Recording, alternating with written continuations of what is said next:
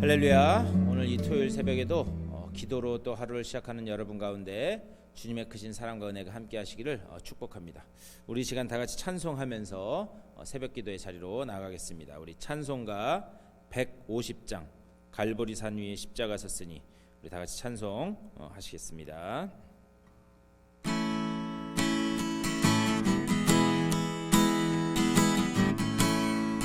갈보리 산 위에, 갈보리 산 위에 십자가 섰으니 주가 고난을 당한 표라. 험한 십자가를 내가 사랑함은 주가 보혈을 흘림이라. 최후 승리를 얻기까지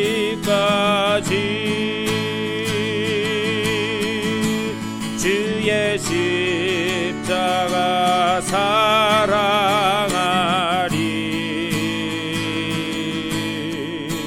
빛난 멸류관 닿기까지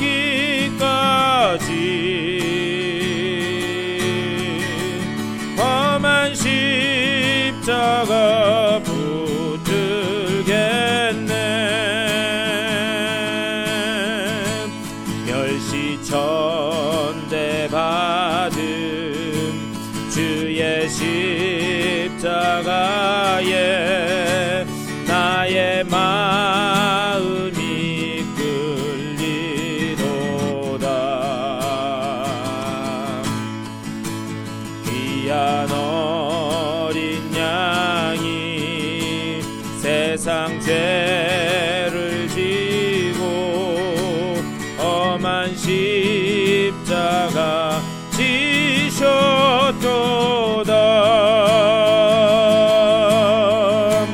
최후 승리를 얻기까지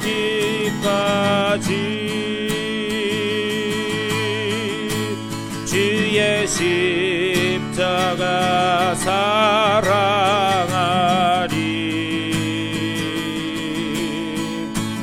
빛난 멸류관 받기까지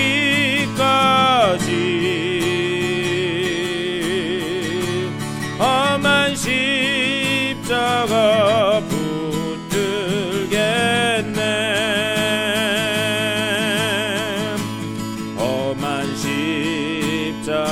십자가에 주가 흘린 피를 믿는 마음으로 바라보니 나를 용서하고 내 죄 사하시려 주가 흘리신 보혈이라.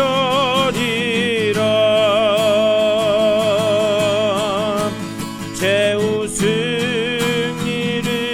얻기까지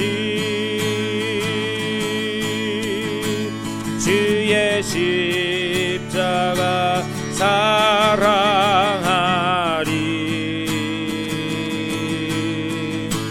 빛난 멸류관 받기까지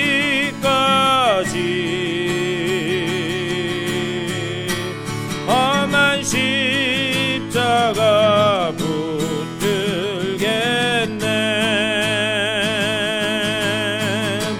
주님 예비하신 나의 본향집에 나를 부르실 그날에는 영광 중에 계신 우리 주와 함께 내가 죽도록 충성하리.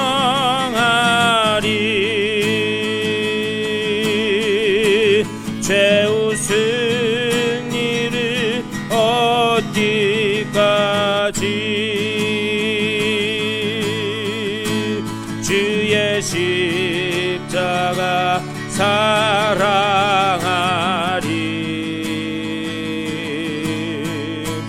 빛난 멸류관 받기까지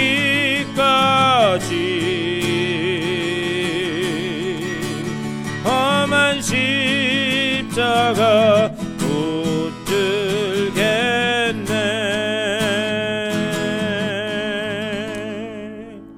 아멘. 우리 다 같이 기도하겠습니다. 우리 주님의 은혜를 감사드립니다. 우리들에게 귀한 한 날 허락하여 주시고 또 이 아침에 주님 앞에 나와 기도함으로 하루를 시작해 하시니 감사를 드립니다. 우리가 지금 찬양한 것처럼 주님께서 우리에게 씌워주실 그 최후의 면류관을 받기까지 우리가 맡은 자리에서 충성케 하여 주시고 주님께서 이끄시는 대로 순종하며 나가는 주님의 복된 백성들 다 되게 하여 주시옵소서. 오늘 이 아침에도 주님의 말씀을 나눌 때에 말씀 가운데서 주님의 뜻이 깨달아지게 하여 주시고 또한 그 말씀 붙들고 기도할 때에 막혔던 문들이 열려지는 복된 시간 될 수 있도록 인도하여 주시옵소서. 모든 것 감사드리옵고 우리 주 예수 그리스도의 이름으로 간절히 기도드리옵나이다. 아멘. 우리 하나님의 말씀 보시겠습니다.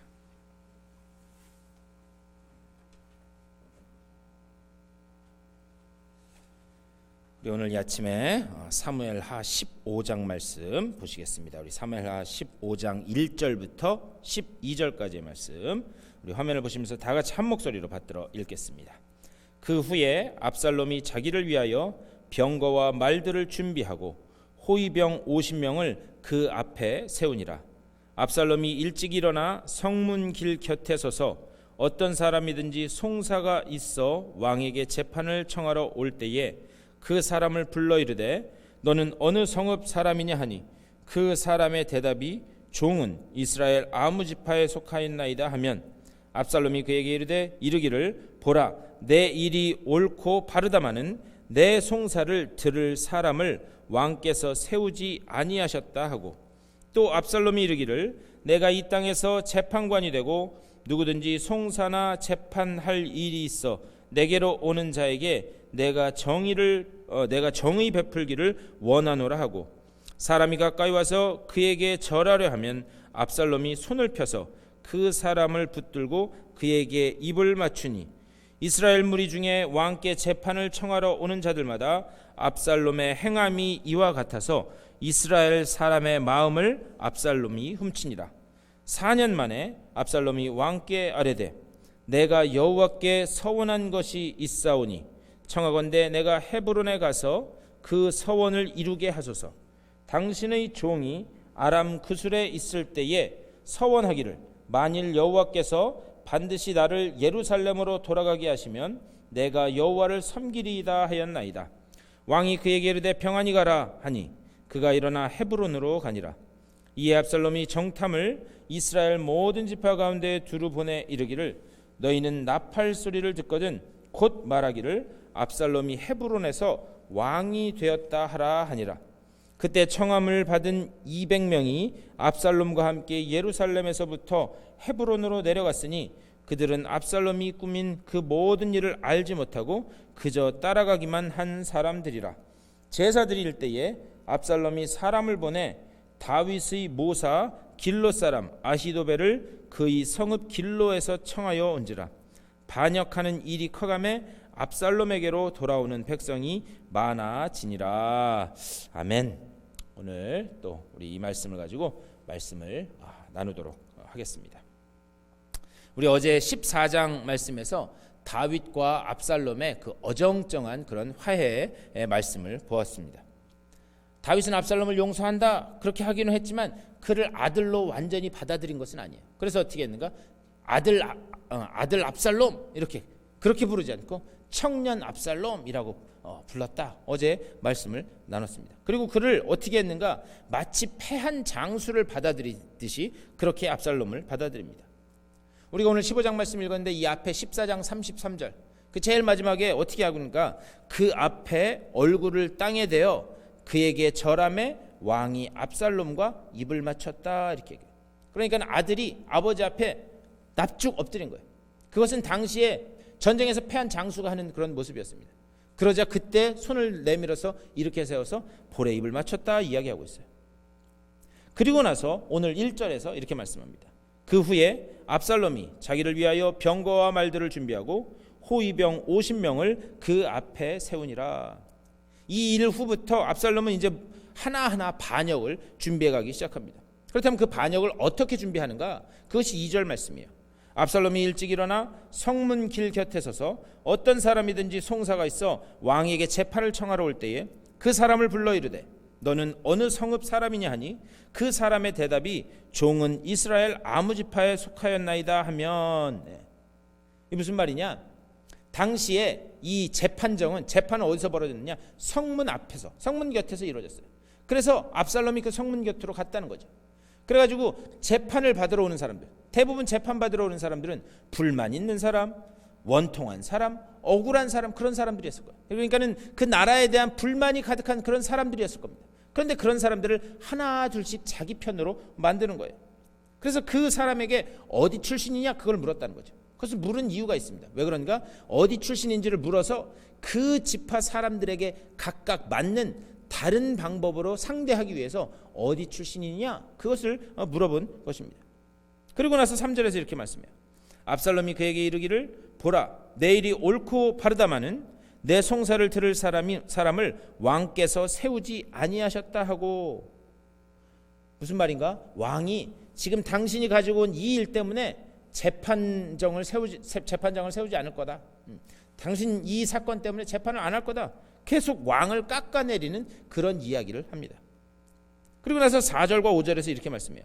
또 압살롬이 이르기를 내가 이 땅에서 재판관이 되고 누구든지 송사나 재판할 일이 있어 내게로 오는 자에게 내가 정의 베풀기를 원하노라 하고, 사람이 가까이 와서 그에게 절하려 하면 압살롬이 손을 펴서 그 사람을 붙들고 그에게 입을 맞추니.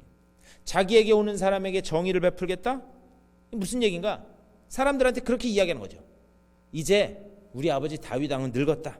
그러니 이제부터는 그 늙은 다윗 왕이 무언가를 할 수 없다. 그러니 이제부터 내가 너희들을 위하여 대신 열심히 일하겠다. 이런 식으로 말하는 거예요. 그리고 어떤 사람이 엎드리려고 하면 감사합니다 라고 하면서 엎드리려고 하면 그 사람 엎드리지 마십시오. 일어나십시오. 일어나라고 하는 거예요. 그러니까 패한 장수가 이렇게 했듯이 그런 모습이 아니라 동등한 조건인 것처럼 이렇게 세워져서 그에게 볼을 맞췄다. 지금 그 이야기를 하는 거예요. 이런 식으로 사람들의 마음을 사기 시작합니다. 6절에서 그래서 이렇게 이야기해요. 이스라엘 무리 중에 왕께 재판을 청하러 오는 자들마다 압살롬의 행함이 이와 같아서 이스라엘 사람의 마음을 압살롬이 훔치니라. 이런 행동들을 통해서 백성들의 마음을 훔치기 시작합니다. 그런데 그것을 몇 년이나 준비하는가? 여기에서는 4년 동안 그렇게 했다. 그렇게 말씀하고 있습니다. 그리고 난 다음에 백성들의 마음을 훔친 다음에 반역을 위한 다음 스텝을 준비해요. 그게 7절과 8절의 말씀입니다. 4년 만에 압살롬이 왕께 아뢰되 내가 여호와께 서원한 것이 있사오니 청하건대 내가 헤브론에 가서 그 서원을 이루게 하소서. 당신의 종이 아람 그술에 있을 때에 서원하기를 만일 여호와께서 반드시 나를 예루살렘으로 돌아가게 하시면 내가 여호와를 섬기리이다 하였나이다. 반역을 쫙 준비한 다음에 어떻게 하는가? 이제 아버지 다윗에게 가는 거예요. 그래서 말하는 거예요. 내가 예전에 그 그술 땅에 유배가 있을 때 내가 하나님 앞에 서원한 것이 있습니다. 근데 그게 뭐냐? 내가 하나님 앞에 서원하면서 헤브론 땅에 가서 거기에서 하나님을 열심히 섬기겠다. 제가 그렇게 서원했습니다. 이 이야기는 우리가 잘 봐야 되는데 이게 뭐냐? 자신의 목적을 위해서 지금 종교를, 신앙을 이용하고 있는 거예요. 그런데 다윗이 그 의도를 지금 알았는지 몰랐는지 그건 성경에서 말씀하지 않아요. 그런데 다윗이 어떻게 하는가? 보내줍니다. 근데 지금 압살롬이 보내달라고 한 이 헤브론, 이곳은 어떤 곳인가? 우리 이미 말씀을 통해서, 새벽 말씀을 통해서 봤지만 그곳은 다윗이 처음으로 이스라엘의 왕이 된 곳입니다. 그래서 그 다윗이 처음으로 왕이 된 곳에 가서 거기에서 하나님을 섬기겠다 이렇게 이야기하는 거예요. 다윗은 그 헤브론에서 왕이 된 후에 그 거처를 예루살렘으로 옮깁니다. 그렇다면 한번 여러분 헤브론 사람의 그 입장에서 한번 생각해 보셨으면 좋겠어요. 아니 기껏 자기네 왕으로 세워놨더니 통합 이스라엘의 왕이 되자마자 어떻게 하는가? 그곳을 떠나서 예루살렘으로 가버린 거예요. 아마 헤브론 사람들의 그 마음에는 섭섭한 마음이 좀 그런 마음이 있었을 거예요. 그 서운한 마음. 그 서운한 마음을 압살롬이 지금 살살 건드리고 있는 것입니다. 그리고 나서 11절에서 이렇게 말씀해요. 그때에 청함을 받은 200명이 압살롬과 함께 예루살렘에서부터 헤브론으로 내려갔으니 그들은 압살롬이 꾸민 그 모든 일을 알지 못하고 그저 따라가기만 한 사람들이라. 사실 압살롬을 따라갔던 사람들, 그 사람들은 헌신적인 사람들이 아니었다는 거예요. 여기 11절에서 뭐라고 그러냐, 지금 무슨 일이 일어나는지도 모르고 그냥 압살롬을 따라간 거예요. 마치 뭐랑 똑같느냐, 아무것도 모르고 따라갔던, 그래서 예수를 십자가에 못 박으라 이야기했던 십자가 옆에 사람들, 그 사람들과 지금 똑같은 모습을 이것을 통해서 볼 수 있습니다. 그런데 9절에서 이 말씀을 해요. 이에 압살롬이 정탐을 이스라엘 모든 지파 가운데 두루 보내 이르기를 너희는 나팔 소리를 듣거든 곧 말하기를 압살롬이 헤브론에서 왕이 되었다 하라 하니라. 그런데 우리가 알아야 되는 건 뭐냐, 예부터 이스라엘에서는 누군가 왕위에 딱 올랐을 때, 예를 들면 사울이 왕이 되었다, 다윗이 왕이 되었다, 이렇게 외쳐서 이야기하는 경우가 없었습니다. 오직 이런 얘기는 언제만 했었던가, 이 표현은 하나님이 우리의 왕이시다, 그때만 사용되는 그런 표현이었어요. 그러니까 지금 압살롬은 무엇을 하고 있는가, 여호와의 이름을, 하나님의 이름을 빙자하는 거예요. 하나님의 이름을 빙자해서 하나님이 받아야 될 영광을 지금 자기가 가로채고 있는 것입니다. 그래서 압살롬이 왕이 되었다, 지금 그 이야기를 하고 있는 거예요. 가장 큰 반역을 지금 압살롬이 하고 있는 거예요. 여러분, 사사기 제일 마지막에 어떻게 끝나죠? 여러분 잘 아시는 것처럼 그때 이스라엘에 왕이 없었으므로, 제가 몇 번 말씀드렸어요. 그때 이스라엘에 왕이 없었던 것이 아니라 하나님이 그들의 왕이셨음에도 불구하고 그들은 단 한 번도 하나님을 왕으로 대접한 적이 없다라는 거예요. 지금 이 영광을 압살롬이 가져가려고 하는 거예요. 이것은 온 인류의 반역입니다. 하나님과 같아지려고 하는 그런 반역이었어요. 다시 말하면 지금 압살롬이 계획하고 있는 이것은 어떤 그 한 사람의 그 반역을 말하고 있는 것이 아니라 인간의 의도 속에 담겨 있는 무서운 교만, 우리 가운데도 압살롬과 같은 그런 하나님의 영광을 가로채려고 하는 마음들이 얼마든지 있을 수 있다라고 하는 사실. 그렇기 때문에 우리가 잊지 말아야 되는 것이 있습니다. 무엇인가, 지금 내가 가지고 있는 그리고 내가 서 있는 이 자리, 그것이 단 하나도 내 속에서 나온 것이 없다는 거예요. 그것은 다 하나님이 주신 것이다라고 하는 그 사실을 우리는 반드시 기억하면서 살아가야 되는 줄 믿습니다. 결국 압살롬이 이 모든 계략을 펼치고요, 그리고 그 계략에 의해서 다윗이 가장 총애했고, 그리고 다윗의 책사였던 아히도벨, 이 아히도벨이 결국에는 압살롬에게 넘어가게 됩니다. 그리고 그 모든 이런 돌아가는 상황 때문에 다윗은 더 이상 견디지 못하고 어떻게 하는가, 예루살렘 궁을 떠나서 이제 피신을 하기 시작합니다. 이것이 13절과 14절의 말씀이에요. 그리고 난 다음에 그 뒤에 17절 18절 말씀, 왕이 나가매 모든 백성이 다 따라서 벳메르하게 이르러 멈추어서니 그의 모든 신하들이 그의 곁으로 지나가고 모든 그렛 사람과 모든 블렛 사람과 및 왕을 따라 가드에서 온 모든 가드 사람 600명이 왕 앞으로 행진하니라. 여러분 한번 생각해 보셨으면 좋겠어요. 지금 만약에 다윗을 따라간다? 그러면 어떤 일이 벌어지겠는가? 지금 이 다윗은 완전히 모든 세력을 다 잃어버린 상황이에요. 그런데도 그를 따라간다? 그것은 자기가 죽을 수도 있는 상황입니다. 목숨을 내놓고 따라가는 거예요. 아무것도 모르고 압살롬을 따라갔던 그 사람들과 다윗을 따라가는 그 사람들과는 질적으로 차이가 있는 것을 이렇게 보여주는 거예요. 그런데 이때 한 줄기 빛과 같은 사람을 만나게 됩니다. 19절 말씀, 그때에 왕이 가드 사람 이때에게 이르되 어찌하여 너도 우리와 함께 가느냐, 너는 쫓겨난 나그네이니 돌아가서 왕과 함께 내 곳에 있으라. 다윗을 따라온 사람 중에 굳이 같이 다윗을 따라가지 않아도 되는 사람들이 있었다라는 그런 말씀입니다. 그런데 그 중에서 가드 사람, 블레셋 사람, 가드는 블레셋 지역에 있어요. 이 블레셋 사람인데 그 이때라고 하는 사람이 다윗을 따라 나섭니다. 그래서 다윗이 굳이 나랑 가면 위험한데 따라오지 말고 그냥 원래 있던 대로 있으라, 그 이야기를 하는 거예요. 그런데 이 순간에 이때가 이런 고백을 합니다. 그게 21절 말씀이에요. 이때가 왕께 대답하여 이르되 여호와의 살아계심과 내 주 왕의 살아계심으로 맹세하옵나니 진실로 내 주 왕께서 어느 곳에 계시든지 사나 죽으나 종도 그곳에 있겠나이다 하니. 여러분 이 말씀을 보면서 생각나는 사람 있지 않으세요? 이 고백이 누구의 고백과 비슷한가? 나오미, 시어머니 나오미를 따라온 룻의 고백과 일치합니다. 룻은 시어머니를 따라가면서 뭐라고 이야기하는가? 어머니의 하나님이 내 하나님이 될 것입니다. 그러면서 따라가요. 그런데 사실 그것은 단순한 어떤 효심에서 나온 이야기가 아닙니다. 그것은 신앙 고백이었어요. 당신의 하나님이 내 하나님입니다 라고 하는 그런 신앙 고백이었습니다. 이와 마찬가지로 이때 고백도 신앙 고백인 거예요.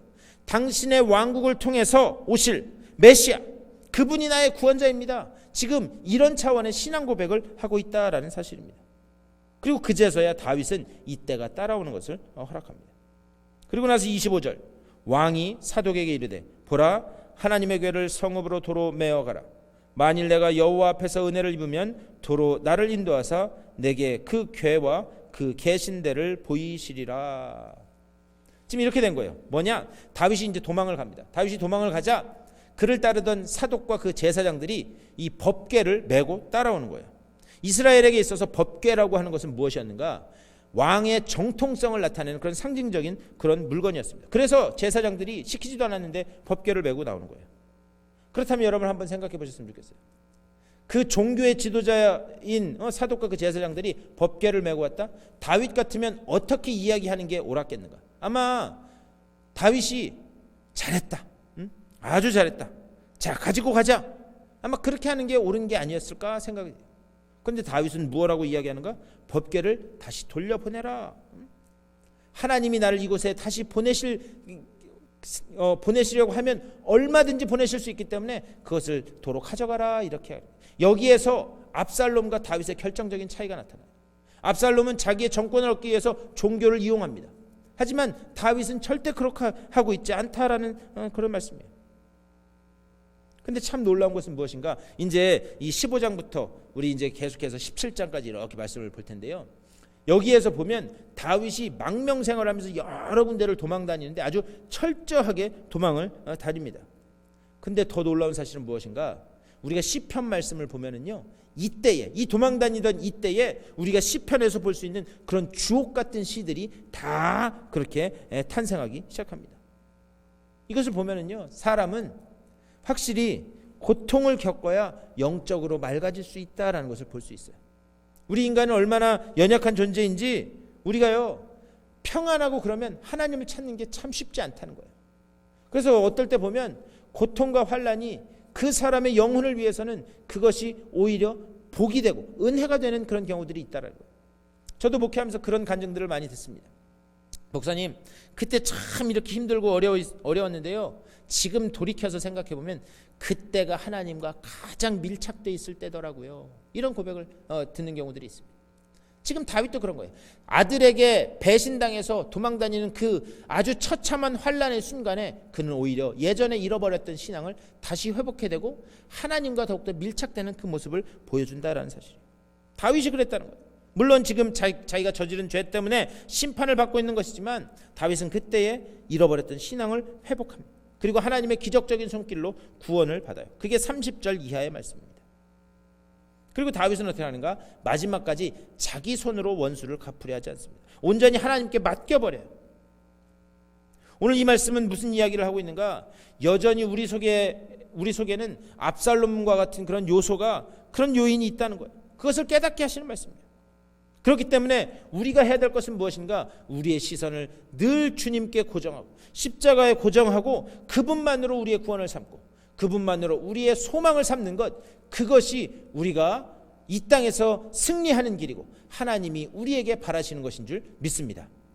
오늘 이 말씀을 생각하면서 우리 그렇게 기도하셨으면 좋겠어요. 하나님, 내가 주님께만 시선을 고정하고 그리고 주님께서 주시는 것으로만 먹고 모든 것을 온전히 하나님께 맡겨버리는 그런 믿음의 사람으로 설 수 있도록 나를 붙잡아 주시옵소서. 또한 이 고통과 환난 가운데서 내가 이것이 나를 깨닫게 하신 하나님의 은혜이심을 깨닫고 믿음 붙들고 이겨나가는 내가 되게 하여 주시옵소서. 이렇게 기도하심으로 인해서 오늘도 말씀 붙들고 승리하시는 귀한 날 되시기를 주님의 이름으로 간절히 축원합니다. 우리 다 같이 기도하겠습니다. 말씀을 생각하면서 기도하실 때 하나님, 우리의 시선을 십자가에 고정케 하여 주시고 주님만으로 구원을 삼고 소망을 삼게 하여 주시옵소서. 그리고 주님께서 주시는 그 승리를 맛보는 우리가 되게 하여 주시옵소서. 기도해 주시고 교회를 위해서 기도해 주시고 또한 여러 아픈 분들을 위해서 기도하시고 여러분들의 개인적인 기도의 제목들을 놓고 기도하시고 삶의 자리로 돌아가시도록 하겠습니다. 우리 다 같이 기도하겠습니다. 우리 주님의 크신 사랑과 은혜를 감사드립니다. 아버지여, 오늘 이 아침에도 우리들 주의 전으로 불러주시고 기도함으로 아버지 하루를 시작해 하시니 감사를 드립니다. 아버지여, 우리의 삶이 하나님을 영화롭게 하는 삶으로 나아가길 원합니다. 아버지여, 우리의 삶을 주님께서 아버지 정말 붙잡아 주시고 하나님께서 기뻐하시는 모습으로 우리들이 설 수 있도록 주여 아버지 붙잡아 주시고 주님 인도하여 주시옵소서. 주여, 우리들은 연약합니다. 우리들은 부족합니다. 그러니 주님의 말씀을 따라 온전히 설 수 없습니다. 우리들의 연약함을 아시는 주님, 우리들에게 은혜 위에 은혜를 더하여 주시사 아버지 온전히 십자가만 믿고 십자가만 바라고 나아가는 우리 모두가 될 수 있도록 주여 아버지 붙잡아 주시고 주님 인도하여 주시옵소서. 아버지 정말 십자가에만 우리의 시선을 고정케 하여 주시고 아버지 정말 우리가 그 주님 앞에 시선을 고정하고 주님만을 구원으로 삼고 주님만을 소망으로 삼고 주님께서 이끌어 주시고 인도해 주시는 그 길로만 나아가는 아버지 우리 모두가 될 수 있도록 주여 붙잡아 주시옵소서. 주의 은혜가 우리 가운데 있음을 늘 기억해 하여 주시며 아버지 정말 그 은혜에 붙들려서 하나님께서 원하시는 그 방향으로만 나아가는 우리 모두가 될 수 있도록 또한 붙잡아 주시옵소서. 아버지 교회 이전의 문제를 놓고 우리가 기도하는 가운데 있습니다. 주여, 주님께서 아버지 정말 가라고 하는 곳에 온 성도들이 한마음 한뜻으로 가게 하시고 주님께서 서라고 하는 곳에 서게 하여 주시고 아버지 한 성도도 다른 마음을 품지 않게 하여 주시고 하나 되게 하시는 성령의 그 은혜를 따라 우리가 한마음 한뜻으로 아버지 정말 주님 앞으로 온전히 나아가는 주님의 귀한 백성들 될 수 있도록 주여 인도하여 주시옵소서. 우리의 연약함을 아시는 그 주님께서 우리를 붙들고 일으켜 세우심을 믿고 의지하면서 온전히 나아갈 수 있도록 주여 붙잡아 주시옵소서. 우리 교회 가운데 지금 육체 질병으로 아버지여 고통받는 이들이 있습니다. 주님 찾아가 주시고 주님께서 치유의 광선을 비춰주시사 온전히 뼈가 온전히 붙게 하시고 신경과 골수가 살아나게 하여 주시고 또한 아버지여 그곳에서 아버지 정말 다시 힘있게 일어나서 주의 영광을 위해 살아가는 주의 백성들로 삼아 주시옵소서. 오늘 하루도 기도로 시작하는 주님의 귀한 백성들 주님께서 찾아가 주시고 주님께서 위로하여 주시사 아버지 정말 오늘 하루도 주님께서 주시는 지혜와 능력을 가지고 소망 가운데 승리하는 귀하는 날 될 수 있도록 주여 아버지 붙잡아 주시고 주님 인도하여 주시옵소서. 하나님의 그 살아계신 손길이 저들과 함께 하심을 아버지여 깨닫게 하여 주시고 그 주님의 손을 의지하여 힘차게 일어나는 하나님의 백성으로 다 삼아 주시옵소서. 주여, 주의 그 은혜의 말씀이 아버지 정말 주님의 그 놀라운 그 성령을 통한 권능의 손길이 이들과 함께하고 이들을 인도하고 계심이 보여지게 하여 주시고 깨달아지게 하여 주시고 아버지 정말 그 가운데 하나님의 뜻이 깨달아져 그 은혜대로 살아가는 이들 모두가 될 수 있도록 주여 아버지 붙잡아 주시고 주님 인도하여 주시옵소서. 주여